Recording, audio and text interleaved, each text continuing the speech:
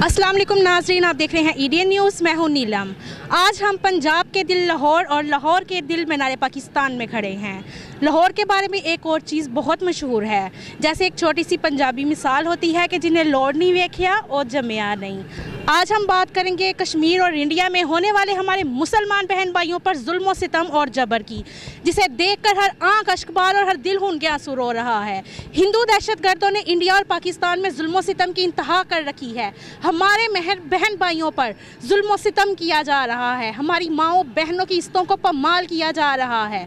माओ से उनके लहते जिगरों को छीन छीन कर उन्हें अपनी नींद सुलाया जा रहा है। क्या उन माओ बहनों की फरियाद सुनने वाला, सिसकियां सुनने वाला कोई नहीं है? सैकड़ों दिन उन्हें कर्फ्यू की ज़िंदगी गुजारने पर मजबूर किया जाता है। खाना पीना बंद किया जा रहा है, स्कूल कॉलेजेस बंद किए जा रहे हैं। आखिर ऐसा क्यों हो रहा है? ताज़ा तरीन न्यूज़ के मुताबिक इंडिया ने एक बार फिर से जहरीत की इंतहा कर रखी है। स्कूलों कॉलेजों को हर चीज़ को बंद तो किया ही है, लेकिन अब बॉर्डर पर फौजें लगा दी हैं और हमारे पाकिस्तान को धमकियां दे रहा है जिसकी खुद की कोई औकात नहीं है। जबकि हमारी पाक फ़ौज के तर्जुमान ने सिर्फ 2 टोक अल्फाज में उन्हें जवाब भिजवाया है। आइए हमारे लाहौरी बहन भाइयों से जानते हैं कि वो हमारे कश्मीर में और इंडिया में होने वाले हमारे मुसलमान बहन भाइयों के पर जो जुल्म सितम हो रहा है उसके बारे में क्या कहते हैं। आइए अवामुल नास से जानते हैं। के हवाले से क्या पैगाम देना चाहती हैं? जो उधर हो रहा है, जुल्म सितम हो रहा है, उन पर उसके बारे में। वो जुल्म सितम तो ज़्यादती हो रही है मुसलमानों पे, सिर्फ कश्मीर में नहीं पूरी दुनिया में हो रही है। कश्मीर चूँकि हमारा बिल्कुल हेड है तो उसके लिए हमें ज़्यादा सोचना पड़ता है और उन पर बहुत फ़िक्र करनी पड़ती है।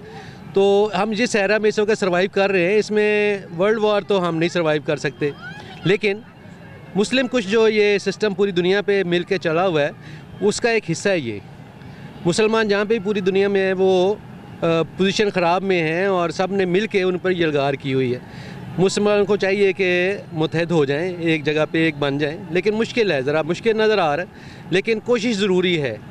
वो जैसे कहा जाता है कि इस्लाम ज़िंदा होता है हर करबला के बाद, उसकी ज़रूरत है इस वक्त, लेकिन उसके लिए हौसला और हमारे जो कायदीन हैं वो प्रॉपर एक स्टेप नहीं लेते, उसके ऊपर विड्रॉ कर जाते हैं दरमियान में आके। इनको चाहिए कि बेहतर से बेहतर हिकमत अमली अपनाएं और उनके लिए कुछ करें। हम सब की जैसे हमारी यहाँ माएँ बहनें हैं वहाँ पे भी हैं, तो हमें चाहिए कि उनके लिए हम कुछ सीरियस इक़दाम लें। लेकिन हमारी इस वक्त तो खारजा पॉलिसी बहुत अच्छी है, हम काम कर रहे हैं, लेकिन चूँकि सारे यहूदों ने सारा हमारे दरपे पे हैं इस्लाम के, वो सब मिल के इसके ऊपर लगे हुए हैं और अल्लाह ताला हमें इसमें कुछ गायब से कोई मदद कर दे तो शायद कुछ हो जाए, लेकिन बज़ाहिर अभी कुछ मायूसी है, तो अल्लाह ताला बेहतर करेगा इंशाअल्लाह। I hope so. तो आप कश्मीर के में जो हमारी माँ बहनों पर जो जुल्म सितम हो रहा है, आप उसके बारे में कुछ छोटा सा मैसेज देना चाहेंगे? अच्छा, कश्मीर वालों के साथ तो बहुत बुरा हो रहा है और कश्मीर वाले के साथ तो हम साथ हैं, हम बहनें कश्मीरों के साथ हैं और अल्लाह चाहा तो कश्मीर पाकिस्तान इंशाल्लाह बनेगा।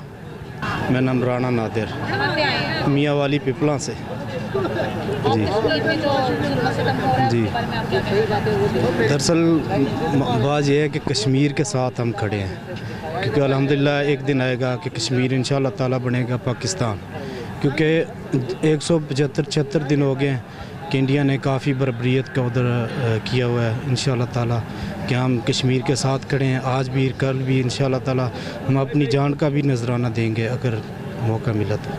जी नाज़रीन, आपने देखा सुना और जाना, अवाम का कहना है कि वो अपने कश्मीरी बहन भाइयों पर जो जुल्म सितम हो रहे हैं वो उनके साथ खड़े हैं, उनके साथ खड़े रहेंगे।